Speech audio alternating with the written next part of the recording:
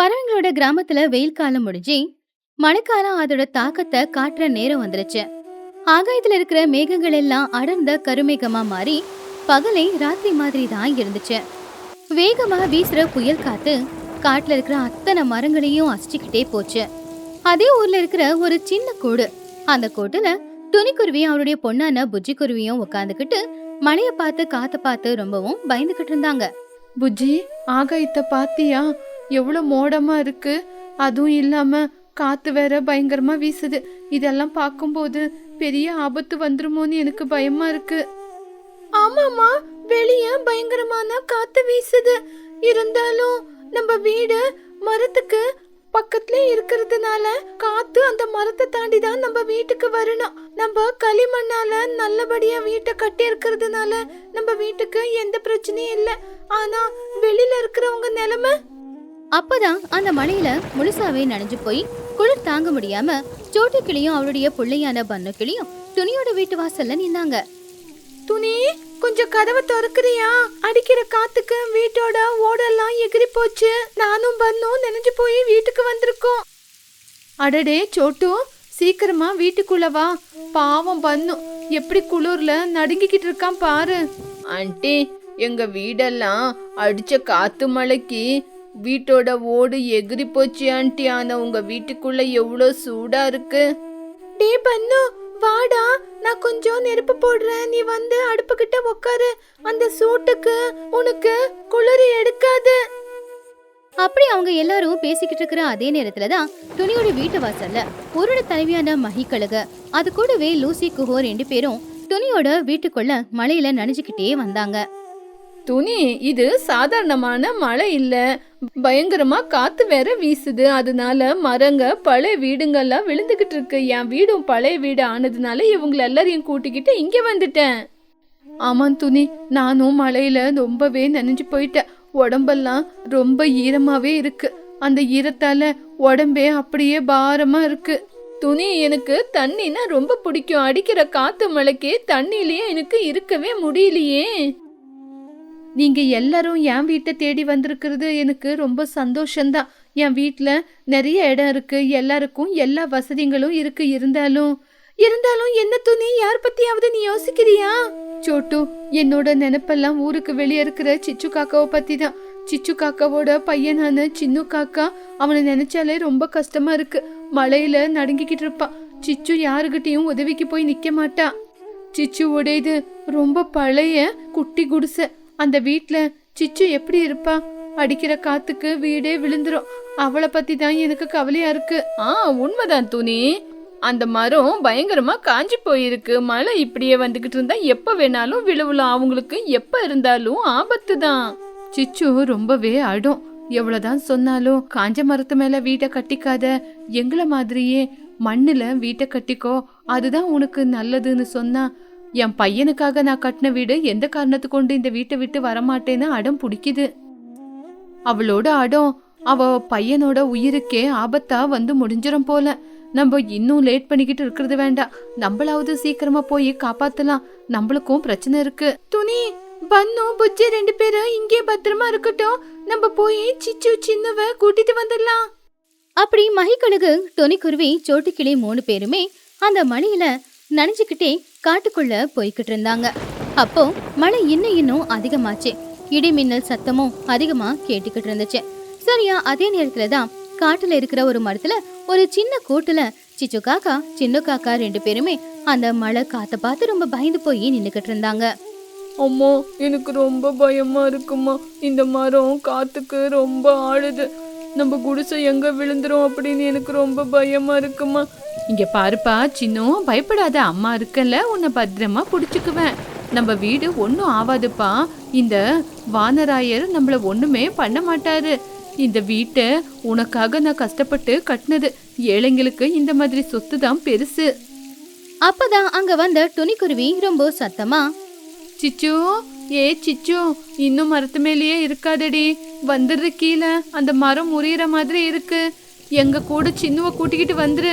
அப்போ சிச்சு காக்கா மழையில நனைஞ்சுக்கிட்டு கண்ணுல கண்ணீரோட, துணி, சோட்டு, மகி, நீங்கெல்லாம் எதுக்காக வரப்போனீங்க? மழையில உங்களுக்கும் பிரச்சனை. நான் இந்த வீட்டை விட்டுட்டு என் பையனை கூட்டிட்டு வரமாட்டேன். இந்த வீடு என்னோட உயிர். ஐயோ சிச்சு, அடம் பிடிக்காத. அந்த மரமே முறிஞ்சு விழுவுற மாதிரி இருக்கு. தயவு செஞ்சு அடம் பிடிக்காத. எங்க பேச்ச கேளு. குழந்தைய கூட்டிக்கிட்டு தயவு செஞ்சு எங்க கூடயே வந்துரு.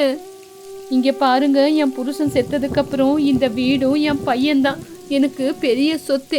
இந்த வீடை விட்டுட்டு நான் வரவே மாட்டேன். யார் வீட்லேயும் போய் இருக்கணுன்ற அவசியம் எனக்கு இல்லை. நான் நினைச்சா எப்படி வேணாலும் வாழ்ந்துக்குவேன். இந்த வீட்டை விட்டுட்டு நான் செத்தாலும் வரமாட்டேன். சிச்சு, உயிரை விட பெரிய சொத்து வேற எதுவுமே இல்ல. ஃப்ரெண்ட்ஸ் எல்லாம் இவ்வளவு தூரம் கூப்பிடும்போது அடம் பிடிச்சுக்கிட்டு இருக்கியே, உன்னோட திமிரு. இதுதான் உன்னோட ஏழைத்தனம். உனக்காவது இல்லனாலும் உன் பையன் சின்னுக்காகயாவது கீழே வா. சின்னு அழுதுகிட்டே, அம்மா ஆண்டி, உங்க இவ்வளவு தூரம் சொல்றாங்க, உங்க பேச்சு கேளுங்கம்மா, வாங்கம்மா. சோட்டு ஆண்டி கூப்பிடுறாங்க. நம்ம துணி ஆண்டி வீட்டுக்கு கிளம்பி போலாம், வாங்க. இங்க பாரு துணி, எல்லாரும் இங்க இருந்து போங்க. எதுக்காக எங்களை காப்பாத்த இவ்வளவு தூரம் வந்திருக்கீங்க? நாங்க வரமாட்டோம். இந்த வீட்டை விட்டா என் பையனுக்குன்னு சொத்து எதுவுமே இல்ல. மத்தவங்க தயல வாழ வேண்டிய அவசியம் என் பையனுக்கு இல்ல. அப்போ துணி கண்ணுல கண்ணீரோட, சிச்சு, அப்படி சொல்லாத சிச்சு. உன்னை இங்க விட்டுட்டு போறதுக்காக நாங்க வரல. உயிர் போனாலும் உன் கூட தான் போகணும்னு வந்திருக்கோம். ஃப்ரெண்ட்ஸு கிட்ட உதவி கேட்க ஏன் பின்னாடி முன்னாடி பாக்குற? அத நீ ஏன் கேவலமா நினைக்கிற? இது உன்னோட உரிமை. இங்க பாரு, காத்து வேற அதிகமாகுது. சீக்கிரமா குழந்தைய கூட்டிக்கிட்டு கீழே வந்துடுறே. சரியா அதே நேரத்துலதான் ஒரு பெரிய இடி வந்து விழுந்துச்சு. அந்த இடி சத்தத்துக்கு அந்த ஆலமரத்தோட அஸ்திவாரமே அசைஞ்சது. சிச்சுவோட வீடு இருக்கிற அந்த கிளையும் உடைஞ்சு கீழே விழுந்துருச்சு. உடனே அந்த கூட ஒரு பக்கமா சாய ஆரம்பிச்சுது. சின்னும் பயத்துல கத்த ஆரம்பிச்சான். அம்மா அம்மா, நான் கீழே விழுவுறேம்மா. அப்போ சிச்சு காக்காவும் சத்தமா, ஐயோ என் புள்ள, என் வீடு, என் பையனை யாராவது காப்பாத்துங்க. துணி, சோட்டும், சீக்கிரமா கீழே போங்க. இத பாத்துக்கிட்டு இருந்த துணி, மஹி, சோட்டு எல்லாருமே மரத்துக்கு கீழே போய் நின்னு மேல இருந்து கீழே விழுற சின்ன சிச்சுவுக்கு எந்த அடியும் படாத அளவுக்கு பத்திரமா பிடிச்சிட்டாங்க. ஆனா அந்த காத்துல அந்த வீடு மொத்தமா இடிஞ்சு போய் தண்ணியில அடிச்சுக்கிட்டு போயிடுச்சு. இப்ப பாவம் எல்லாரும் மழையில நனைஞ்சுக்கிட்டு இருந்தாங்க. ஐயோ, என்னோட வீடு தண்ணிலேயே கலந்து போச்சு. என் பையனுக்குன்னு கட்டி வச்சிருந்த ஒரே ஒரு வீடு. இனிமே என் பையனுக்கு நான் என்ன பண்ண போறேன்? துணி சிச்சு காக்காவை கட்டி பிடிச்சு, சிச்சு, கவலைப்படாத. இங்க பாரு, உன் சின்னுக்கு எதுவும் ஆகல. அவன் பத்திரமா இருக்கான்ல. சரி வா, எல்லாரும் என் வீட்டுக்கு போலாம். ஆமா சிச்சு, நம்ம இங்க இருக்கிறது நல்லதில்ல. மழை வேற அதிகமாயிக்கிட்டே இருக்கு. சரி வாங்க, எல்லாரும் துணி வீட்டுக்கு போலாம். எல்லாரும் அவங்க உயிரை காப்பாத்திக்கிட்டு வேக வேகமா ஆலமரத்தோட பொந்துல இருந்த துணியோட வீட்டுக்குள்ள வந்தாங்க. அது மண் வீடு அப்படிங்கறதுனால வெளியில காத்து மழை எவ்வளவுதான் அடிச்சாலும் வீட்டுக்குள்ள அந்த குளிர் கொஞ்சம் கூட இல்ல. சொல்ல போன துணியோட வீட்டுக்குள்ள ரொம்ப கதகதப்பா இருந்துச்சு. அப்போ சிச்சு துணி 2 பேருமே வந்ததை பார்த்து எல்லா பறவைகளும் ரொம்பவும் சந்தோஷப்பட்டாங்க. டே சின்னா, உனக்கு ஒன்னும் ஆகலல? சரி வா, இந்த இடம் சூடா இருக்கு, இங்க வந்து படுத்துக்கோ. ஆமாண்ட சின்னு, எங்களோட வீடு கூட விழுந்து போச்சு. இனிமே நம்ம எல்லாரும் இதே இடத்துல விளையாடலாம். அப்போ சின்னும், பன்னு, எனக்கு ரொம்ப குளிர் எடுக்குது. என் கண்ணு முன்னாடியே எங்க வீடு விழுந்து போச்சு. துணி உடனே காட்டுல கிடைக்கிற புதினா அப்புறம் மிளகு எல்லாத்தையுமே இடிச்சு போட்டு ஒரு கஷாயம் செஞ்சு சிச்சுவுக்கும் சின்னுவுக்கும் குடிக்க கொடுத்தா.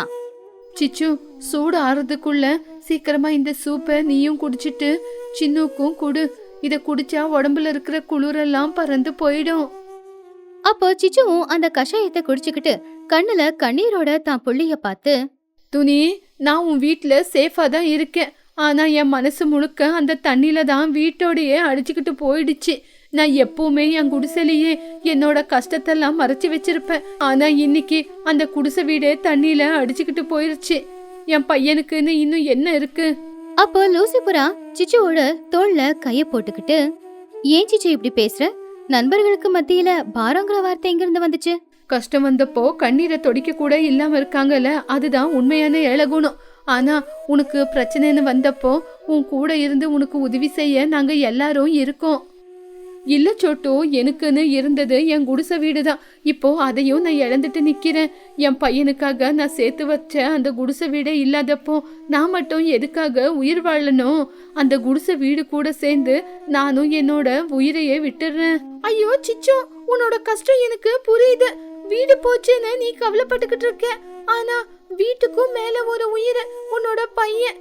அவன் எவ்வளவு சந்தோஷமா உன் கூட இருக்கா. என்னோட வீடு கூட விழுந்து போச்சு. ஆனா நான் என் பையனோட சேர்ந்து அவன் மூஞ்சி பார்த்துக்கிட்டு எவ்வளவு சந்தோஷமா வாழ்ந்துகிட்டு இருக்கேன். ஆமா சிச்சு, சோட்டு சொன்னது கூட உண்மைதான். உயிர் போனா மறுபடியும் திரும்பி வராது. சொத்தை வேணாலும் இன்னைக்கு போனா நம்ம சொத்தை சம்பாதிச்சுக்கலாம். ஆனா உயிர் போனா ஒரு தடவை போனா திரும்பி வருமா? ஒரு மரம் முறிஞ்சு விழுந்த உடனே அது செத்து போச்சு அப்படின்னு அர்த்தமா? இல்லையே, அது நேரத்துக்கு அது வளர்ந்து வரும்ல. அதே மாதிரி உன்னோட வாழ்க்கையில கூட ஒரு தடவை போனா மறுபடியும் அது திரும்பி வந்தே வரும். மறுபடியும் நல்ல காலம் பிறக்கும்னு சொல்றியா துணி? ஆனா என் கையில எதுவுமே இல்ல. நாளைக்கு காலையில என் பையனுக்கு சமைச்சு போட கூட ஒண்ணும் இல்ல. என்னோட மனசு என்ன குத்துது. எப்பவுமே உங்க எல்லாரோட ஹெல்ப்ல நான் வாழுவேன்னு நினைக்கவே இல்ல. இன்னொருத்தரோட அண்டர்ல வாழ்றதுன்னா என்ன சிச்சு? நம்ம நண்பருங்க ஒருத்தருக்கு ஒருத்தர் உதவி செஞ்சுக்கிட்டு வாழ்றதுதான் நம்மளோட கடமை. போன தடவை என் பையனுக்கு உடம்புக்கு முடியாம போனப்போ காட்டுக்கு போய் மருந்து கொண்டு வந்தது நீதானே? அப்போ நீ எங்களை கருணையோட பாத்தியா? இல்லையே, பாசத்தோட தானே பார்த்த. அதுதானே நாங்களும் செய்யறோம். இது அப்பட்டமான உண்மை. ஃப்ரெண்ட்ஸ் அப்படின்னா வைத்தறிச்சல் பட்டுக்கிட்டு இருக்கிறது கிடையாது. ஒருத்தருக்கு கஷ்டம் வந்தா இன்னொருத்தர் உதவி செய்யறது. நீ கீழே விழுவக்கூடாது. உன் பையனுக்காக எந்திரிச்சு நிக்கணும். உன் பின்னாடி நாங்க எல்லாரும் இருக்கோம். சிச்சு மெதுவா அவளுடைய அழுகையை நிப்பாட்டினா. அவ சுத்தி இருக்கிற அவளுடைய தோழிகளை பார்த்தா. துணி, லூசி, சோட்டு, மஹி, குஹு எல்லாருமே அவளுக்காக அவ முன்னாடி நின்னுக்கிட்டு இருந்தாங்க. ஏன் சின்ன பசங்க கூட சின்னவுக்காக நின்னுக்கிட்டு இருந்தாங்க. அந்த காட்சியை பார்க்கும் போதே சிச்சு காக்காவுக்கு ஒரு புதுவிதமான தைரியம் வந்துச்சு. அப்போ சிச்சு காக்கா அவங்க எல்லாரையும் பார்த்து கையெடுத்து கும்பிட்டு, உங்க வார்த்தையை கேட்கும் போது என் மனசுக்குள்ள இருக்கிற பாரம் எல்லாம் இறங்கி போச்சு. என்னோட திமிரு தான் என்னை இந்த நிலைமைக்கு கொண்டு வந்துச்சின்னு எனக்கு இப்பதான் புரியுது. என் கஷ்டத்தை யாருக்கிட்டையும் நான் பகிர்ந்துக்கல. என்னோட திமிரால என் வாழ்க்கை இன்னைக்கு நாசமா போயிருக்கும். ஆனா நீங்க என் உயிரை காப்பாத்தினது மட்டும் இல்லாம வாழ்க்கைனா என்ன, சொத்துனா என்னன்னு எனக்கு தெளிவா புரிய வச்சிட்டீங்க. என்னோட குடிசை வீடோட ஃப்ரெண்ட்ஷிப் தான் உண்மையான சொத்துன்னு நான் புரிஞ்சுக்கிட்டேன். துணி சிரிச்சுக்கிட்டே சிச்சு கைய பிடிச்சு, அப்படியெல்லாம் சொல்லாத சிச்சு. முதல்ல கண்ணீரை தொடச்சிக்கிட்டு கொஞ்சம் சமாதானமா இரு. இந்த மழையெல்லாம் முடிகிற வரைக்கும் நம்ம எல்லாரும் ஒரே வீட்டில தான் இருக்க போறோம். நீ சமாதானமா ஆகுற வரைக்கும் உன்னை நாங்க பாத்துக்கிறோம். ஆமா சிச்சு, மழையெல்லாம் குறைஞ்சதுக்கு அப்புறம் உனக்காக நாங்க எல்லாரும் சேர்ந்து புது வீட்டை கட்டி கொடுக்க போறோம். அது வரைக்கும் நம்ம ஒன்னாதான் இருக்க போறோம். புது வீடுனா சாதாரணமான வீடு இல்ல. காட்டுல இருந்து காஞ்ச புல்லுங்களை கொண்டு வந்து அழகா குடிசையை போட்டு அற்புதமான வீட்டை கட்ட போறோம். ஆமா சிச்சு, நம்ம எல்லாரும் ஒரே இடத்துல தான் இருக்கோம். அந்த புது வீட்டை நம்ம ரொம்ப அழகா பூவாலேயே கட்டி அலங்காரம் செய்யலாம். இனிமே நீ புது வாழ்க்கைய ஆரம்பிக்க போற. உனக்காக நாங்க இருக்கோம். சிச்சு காக்காவோட முகத்துல இப்பதான் சின்னதா சிரிப்பு வந்துச்சு. சிச்சு காக்கா ரொம்பவும் தெளிவா தைரியமா ரொம்ப சந்தோஷமா, இந்த மாதிரி ஒரு ஃப்ரெண்ட்ஸ் கிடைக்க நான் ரொம்பவே கொடுத்து வச்சிருக்கணும். நீங்க கட்டி கொடுக்குற அந்த வீடுக்கு ஏழைத்தனம் இருக்காது. நல்ல ஃப்ரெண்ட்ஷிப் மட்டும்தான் இருக்கும். அப்போ சின்னும், அம்மா நம்ம புது வீட்டுல இருக்கிறோமா? இந்த வீடு காத்துக்கு விழுந்துராதே. அப்போ சிச்சு சின்னு கிட்ட, இல்லப்பா, அந்த வீடு வெறும் மண்ணால மட்டும் இல்ல, என் ஃப்ரெண்ட்ஸோட ஃப்ரெண்ட்ஷிப்பால கட்டுறது. அது எப்பவுமே விழுந்து போகாது. எல்லாரும் அன்போட ஒருத்தங்கள ஒருத்தங்க பாத்துக்கிட்டாங்க. வெளியில காத்து மழை இன்னும் நிக்கவே இல்ல. அது பயங்கரமா அதோட ஆட்டத்தை போட்டுக்கிட்டு தான் இருந்துச்சு. ஆனா துணியோட வீட்டுக்குள்ள அதுக்கான பாதிப்பு எதுவுமே இல்ல. எல்லாருமே ஒருத்தங்களுக்கு ஒருத்தங்க துணையா சந்தோஷமா இருந்தாங்க. வெளியில மழை எவ்வளவுதான் அதிகமானாலும் அவங்க யார் மனசுக்குள்ளயும் எந்த ஒரு பதட்டமோ சங்கடமோ இல்ல. ஏன்னா நமக்காக எல்லாரும் இருக்காங்க அப்படிங்கிற தைரியம். அப்படியே காலையில விடிஞ்சது. இப்போ மழை நின்னு போச்சு. ஆகாயமும் ரொம்ப அமைதியாதான் இருந்துச்சு. ஆனா இன்னும் பேஞ்ச மழைக்கான குளிர் மட்டும் அங்க இருந்து போகவே இல்ல. அப்பதான் சிச்சு, துணி, சோட்டு 3 பேருமே வீட்டை விட்டு வெளியில வந்தாங்க. எல்லாரும் சிச்சுவோட வீட்டை பார்த்தா அது முழுசாவே கீழே விழுந்து போயிடுச்சு. பாத்தியா சிச்சு, நீ இருந்த வீடு மரமும் எப்படி விழுந்து கிடக்குது.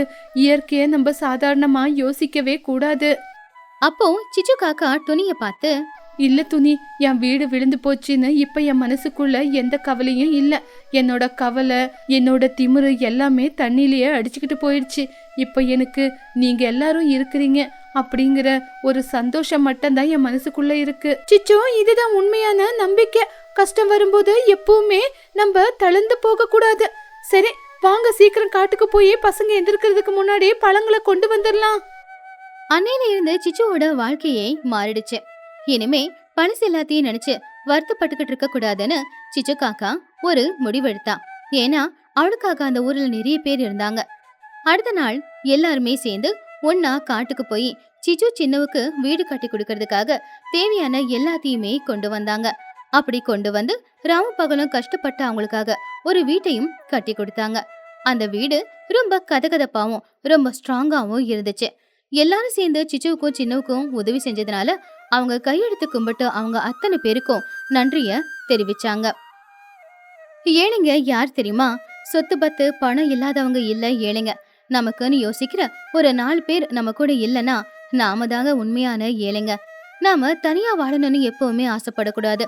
எல்லாரோடவும் ஒண்ணுமா சந்தோஷமா வாழணும்னு தான் நாம ஆசைப்படணும். ஏன்னா ஆபத்து வரும்போது பணக்காசு நமக்கு உதவி செய்யுமான்னு தெரியாது. ஆனா நம்ம கூட இருக்கிற ஆட்கள், நம்ம மேல பாசத்தோட இருக்கிற ஆட்கள் நிச்சயமா நமக்காக வந்து உதவி செய்வாங்க. எப்பவுமே பணம் சேர்க்கறதுல கண்ணா இருக்க கூடாது. நல்ல மனுஷங்களை நம்ம பக்கத்துல சேர்த்து வைக்கிறதுல தான் நம்ம உறுதியா இருக்கணும்.